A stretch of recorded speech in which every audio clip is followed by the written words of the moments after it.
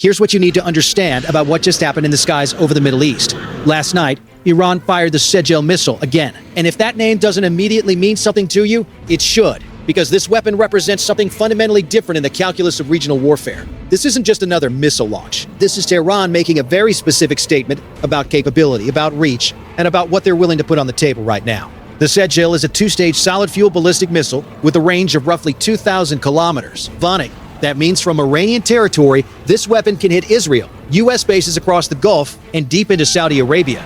But the range isn't the most important part. Sejjil dangerous is the solid fuel, unlike liquid fuel missiles that take hours to prepare and can be detected during fueling operations. Solid fuel missiles can be launched within minutes, makes the warning window. That changes the entire defensive equation. And Iran just fired it again. Now, here's where this gets more serious. This isn't the first time Tehran has launched the Sejjil in recent weeks. It's becoming a pattern, and patterns in warfare aren't accidents. They're messages, mentations. They're Iran showing regional adversaries and Washington that they have a quick launch, hard-to-intercept capability that can be deployed faster than defenses can fully respond. Stick with me, because the timing of this launch is not random, and what it signals about the next phase of this crisis is something we need to understand clearly. Let me take you back 6 days. Violent tensions between Washington and Tehran have been building since the U.S. conducted airstrikes on Iranian-backed militia positions in eastern Syria. Those strikes were retaliation for attacks on American forces. Iran condemned them publicly but didn't respond immediately. That silence wasn't restraint. It was calculation. Because what Iran did instead was prepare a response that would grab attention not through rhetoric, but through capability. The Sejjil launch came at night from a mobile platform in central Iran. Intelligence sources indicate the missile traveled south before adjusting trajectory, a flight path designed to showcase maneuverability. The target was reportedly a designated impact zone in the Iranian desert. But that's not really the point. The point is that Iran wanted everyone watching to see a weapon system being deployed under realistic operational conditions, quickly and with precision. And U.S. Central Command was watching. So was Israel. So were the Saudis. So was everyone with a stake in what happens next in this region. Because what Tehran is doing here is sending a very direct message.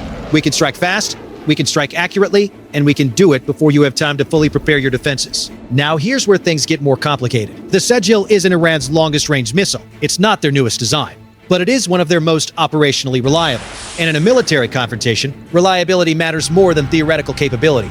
Iran has other missiles with longer ranges, but many of those systems use liquid fuel, which means longer launch prep times and greater vulnerability to preemptive strikes. The Sejjil doesn't have that problem. It sits on a mobile launcher, it can be moved quickly, and it can be fired within minutes of receiving the order. That alone is serious. But there's another layer to this story. The Sejjil launch comes as the United States has been reinforcing its military presence in the region. 2 carrier strike groups are now operating in the waters near Iran. B-52 bombers have been repositioned to bases within striking distance. U.S. Special Operations Forces have been quietly moving into forward positions. All of this is public knowledge. All of this is part of the visible deterrent strategy Washington has been deploying to signal strength and readiness.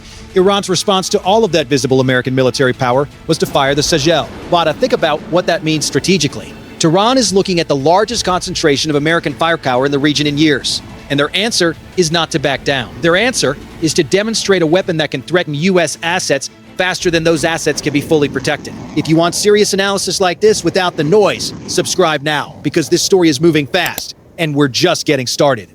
Let's talk about what the Sejjil actually threatens. Missile has a reported payload capacity of around 700 kilograms. That's enough for a conventional high-explosive warhead that could cause significant damage to air bases, command centers, port facilities, or troop concentrations. Concern among Western intelligence analysts isn't just the conventional capability.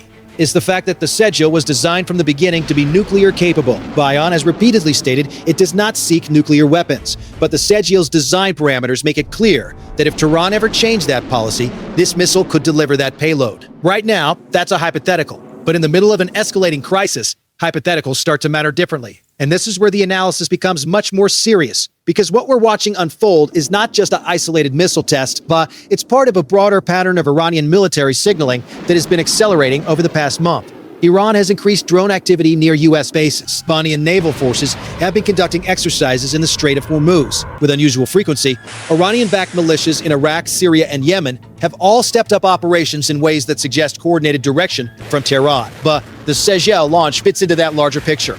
It's another piece of a strategy designed to demonstrate capability, project strength, and make clear to Washington and its regional allies that Iran has options. that those options are credible and that they can be executed quickly if Tehran decides the situation requires it. Now, let's be very clear about what U.S. defense officials are saying privately about this. The tensions, according to sources familiar with intelligence assessments, the Pentagon views the Sejjil as one of the most concerning elements of Iran's conventional missile arsenal, precisely because of its responsiveness. In a conflict scenario, U.S. forces would have minutes, not hours, to detect, track, and attempt to intercept these missiles. Patriot batteries can engage them. Virus systems can engage them. But the time window is extremely compressed, and in a saturation attack scenario where Iran launches multiple Sejjils simultaneously from different locations, the probability that some get through increases significantly. That's not speculation. That's the hard math of missile defense. And Iran knows it. What happened next is what really caught attention inside military circles. Within hours of the Sejjil launch, Iranian media released footage of the event. That's unusual. Typically, Iran conducts missile tests and announces them afterward, but detailed footage is not immediately made public.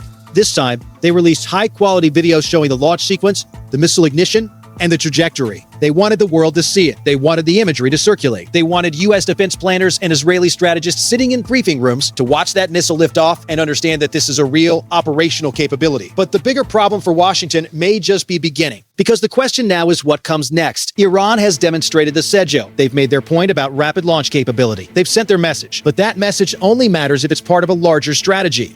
And the larger strategy appears to be one of calibrated escalation. Iran isn't launching an all-out attack. They're not closing the Strait of Hormuz. But they're not striking U.S. bases directly. What they're doing is worse in some ways. Because it's more sustainable, they're demonstrating capability, applying pressure, and forcing Washington to make decisions about how far to push and how much risk to accept. Every time Iran takes one of these steps, the United States has to decide whether to respond with military action, economic pressure, diplomatic engagement, or some combination. And every time Washington responds, Iran evaluates and adjusts. Vary in thought. This is not chaotic escalation. This is controlled escalation. And controlled escalation is more dangerous because it can continue for much longer before something breaks. Let me give you some context that matters here. The last time Iran fired the Sejjil in a high-profile demonstration was in 2019, during a different period of tension with the United States. But Ken, that crisis eventually de-escalated. But not before both sides came closer to direct conflict than most people realized at the time. Valley intelligence reports later revealed that Iran had moved missile launchers into firing positions, and U.S. strike packages were being prepared for potential launch. The fact that cooler heads prevailed doesn't mean the danger wasn't real. This time, the circumstances are different. The regional environment is more volatile, the political pressures in both Washington and Tehran are more intense, and the margin for miscalculation is narrower. We'll come back to that in a moment, because it connects directly to what happened next.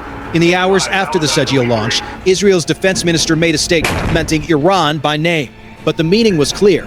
He said that Israel maintains the capability to strike any threat to its security, at any range, at any time. That kind of language is not casual. That's a direct countersignal to Tehran. But that's Israel saying, we see what you just did, and we have options too. And that exchange of signals, that back-and-forth demonstration of capability, is exactly how regional conflicts escalate from controlled tension into something much more dangerous. It's because once you're in a cycle where each side is demonstrating capability and the other side is responding with their own demonstration, you're in a psychological space where neither side can afford to appear weak. And in that space, the risk of miscalculation grows exponentially. One side misreads the other's intent, one side overreacts to a perceived threat, one side decides that waiting is more dangerous than acting. But nobody actually wanted, but that everyone helped create through incremental escalation.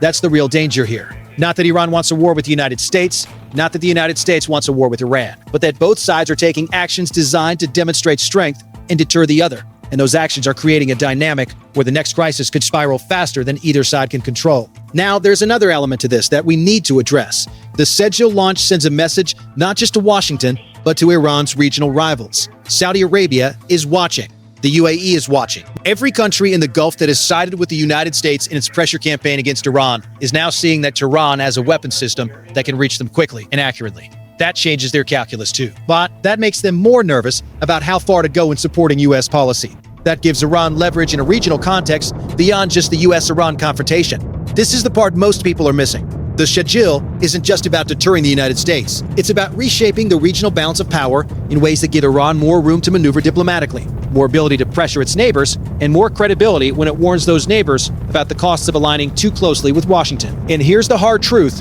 It's working. Behind the scenes, Gulf states have been sending signals to Tehran about wanting to avoid direct conflict. Trade continues. Back-channel communications remain open. These countries don't want to be the target of Iranian missiles. And the Sejjil launch is a very effective reminder of what that would look like. We're watching a crisis that is escalating in a controlled but very real way. Iran is demonstrating capability.